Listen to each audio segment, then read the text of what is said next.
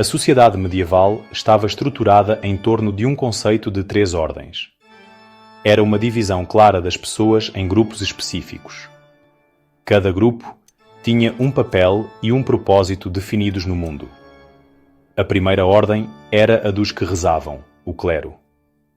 O seu dever sagrado era guiar as almas do rebanho cristão. A segunda ordem era a dos que combatiam, a nobreza.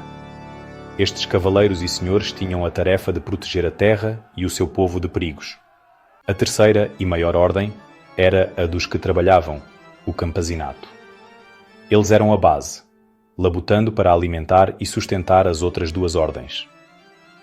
Esta estrutura era vista como divinamente ordenada, uma hierarquia natural e imutável que governava todos os aspectos da existência de uma pessoa, desde o seu nascimento até à sua morte. A vida de um camponês era de imensa dificuldade e trabalho incessante.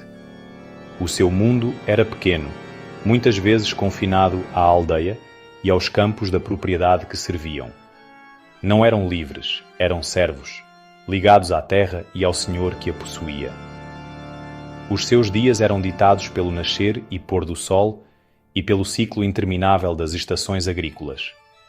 Desde o primeiro raiar do dia, estariam nos campos, a lavrar com pesados arados de madeira puxados por bois, a semear à mão ou a colher com simples foices e gadanhas.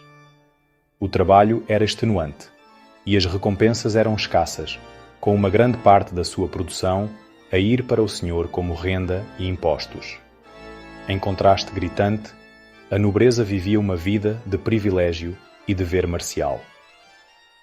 O senhor da propriedade residia num castelo ou numa casa senhorial fortificada, um símbolo do seu poder e autoridade. O seu papel principal era o de guerreiro, treinado desde tenra idade nas artes do combate.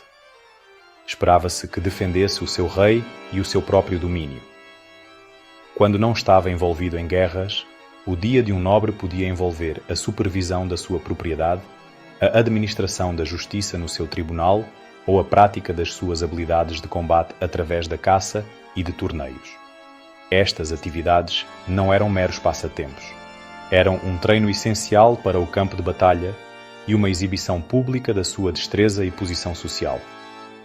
A sua existência estava muito afastada da sujidade e do trabalho dos campos, abaixo das muralhas do seu castelo.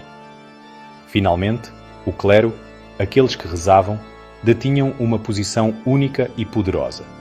Eram os guias espirituais da sociedade, desde o humilde padre da aldeia ao poderoso bispo e ao monge recluso. Monges e freiras viviam em mosteiros e conventos, dedicando as suas vidas à oração, ao trabalho e ao estudo, de acordo com um horário rigoroso conhecido como ofício divino. Rezavam várias vezes ao dia, começando bem antes do nascer do sol.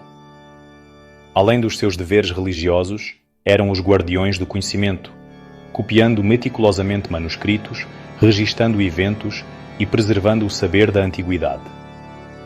O padre da aldeia, por outro lado, era a figura central na vida do camponês, oficiando batismos, casamentos e funerais, e interpretando a vontade de Deus para o seu rebanho. A casa de um camponês medieval era uma habitação simples e humilde. A maioria vivia em pequenas cabanas de 1 ou 2 quartos, construídas com taipa e barro, uma mistura de treliça entrançada e materiais pegajosos como lama, argila e palha. Os telhados eram tipicamente de colmo, o que oferecia pouca proteção contra a chuva, e era um constante risco de incêndio. Havia muito pouca mobília no interior. Talvez uma mesa de madeira rústica, alguns bancos e um colchão de palha no chão para dormir. Uma lareira central fornecia calor e um local para cozinhar, mas sem uma chaminé adequada, o único quarto estava frequentemente cheio de fumo. Animais como galinhas ou até um porco podiam ser trazidos para dentro à noite para se aquecerem e para os proteger de ladrões. A dieta do camponês era monótona e fortemente dependente da colheita. O principal alimento era o pão, mas não era o pão branco e fino dos ricos. Era um pão escuro e pesado, feito de centeio, cevada ou aveia, muitas vezes chamado pão de ló. Uma sopa ou guisado espesso, também chamado pão de ló, era um alimento diário, cozinhado sobre o fogo aberto. Continha quaisquer vegetais disponíveis da sua pequena horta, como ervilhas, cebolas e couves, espessadas com grãos. A carne era um luxo raro, geralmente reservada para dias de festa. Podiam comer porco do porco que criavam, mas carne de vaca e carneiro eram incomuns, pois o gado e as ovelhas eram demasiado valiosos pelo seu leite, lã e trabalho para serem abatidos regularmente. O castelo era o oposto completo da cabana do camponês. Era uma fortaleza e um lar. Os primeiros castelos eram estruturas de madeira simples, mas evoluíram para formidáveis fortalezas de pedra com muralhas altas, torres e um fosso. Dentro das muralhas havia um complexo de edifícios, incluindo o grande salão, a capela, cozinhas, estábulos e oficinas. O grande salão era o coração do castelo, onde o senhor e a sua família comiam, recebiam convidados e conduziam negócios. Era muitas vezes um espaço frio e com correntes de ar, decorado com tapeçarias para fornecer algum isolamento e cor. Os aposentos privados para o senhor e a senhora ofereciam mais conforto, por vezes com uma cama grande com cortinas e uma lareira privada para aquecer. A comida servida num castelo era uma exibição luxuosa de riqueza e status. A nobreza desfrutava de uma dieta rica em carne e peixe. Os banquetes eram eventos elaborados com vários pratos, apresentando caça assada como veado, javali e cisne, muitas vezes temperados com especiarias caras como pimenta, cravinho e açafrão, que eram importadas do Oriente a um custo elevado. Comiam pão branco e fino feito de trigo e bebiam vinho ou cerveja em vez de água, que era muitas vezes insegura. A apresentação da comida era tão importante quanto o sabor, com pratos por vezes sendo coloridos de forma brilhante ou esculpidos em formas fantásticas para impressionar os convidados e demonstrar o poder e a generosidade do anfitrião. A religião não era uma parte separada da vida na Idade Média. Era a própria vida. A fé cristã permeava todos os aspectos da existência diária, do nascimento à morte. A igreja local era o centro da aldeia, e os seus sinos marcavam as horas do dia, chamando as pessoas para a oração e para o trabalho.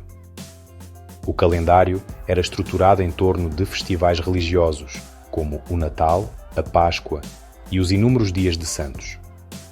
Estes dias santos, ou feriados, proporcionavam uma pausa muito necessária do ciclo implacável de trabalho. As pessoas acreditavam que Deus controlava tudo, desde o tempo que determinava a colheita até ao surgimento de doenças. Rezavam por intervenção divina em todos os assuntos e temiam a condenação eterna pelos seus pecados. A Igreja era a instituição mais poderosa da época. Era uma grande proprietária de terras, e os seus líderes, como bispos e abades, eram frequentemente tão poderosos quanto os maiores nobres. Cobravam um imposto chamado dízimo, que era 10% da produção ou rendimento de uma pessoa, consolidando ainda mais a sua influência económica. Para além do seu poder espiritual e económico, a Igreja era a principal fornecedora de serviços sociais. Mosteiros e conventos frequentemente geriam hospitais para os doentes, forneciam esmolas para os pobres e ofereciam abrigo a viajantes e peregrinos. A autoridade do Papa em Roma era imensa, e ele podia desafiar reis e imperadores, demonstrando que o poder espiritual, muitas vezes, suplantava o domínio temporal na mentalidade medieval. Enquanto a maioria das pessoas vivia no campo, vilas e cidades eram centros crescentes de comércio e artesanato. A vida numa cidade medieval era cheia, barulhenta e muitas vezes insalubre. As ruas estreitas não eram pavimentadas, transformando-se em lama com a chuva, e estavam cheias de pessoas, animais e lixo atirado das janelas acima. No entanto, as cidades também ofereciam oportunidades e um grau de liberdade não encontrado no campo feudal. Um servo que conseguisse escapar para uma cidade e lá permanecesse por um ano e um dia era frequentemente considerado um homem livre. Estes centros urbanos eram centros de comércio, onde mercadores vendiam bens de terras distantes e artesãos habilidosos. Organizados em guildas, praticavam os seus ofícios. O trabalho na cidade era especializado e organizado por guildas. Uma guilda era uma associação de artesãos ou mercadores que controlava a prática do seu ofício numa determinada cidade. Havia guildas para tecelões, padeiros, ferreiros, pedreiros e muitos outros ofícios. As guildas estabeleciam padrões de qualidade, controlavam preços e regulavam a formação de novos artesãos através de um sistema de aprendizagem. Um jovem rapaz começaria como aprendiz, vivendo e aprendendo com um mestre artesão durante vários anos. Após a sua formação, ele tornava-se um oficial, trabalhando por um salário diário, e podia eventualmente tornar-se um mestre, ele próprio, se produzisse uma obra-prima aprovada pela guilda e tivesse os fundos para abrir a sua própria oficina. A educação na Idade Média era um privilégio reservado a poucos selecionados, principalmente rapazes destinados a uma vida na igreja. A maioria das crianças comuns, tanto rapazes como raparigas, não ia à escola.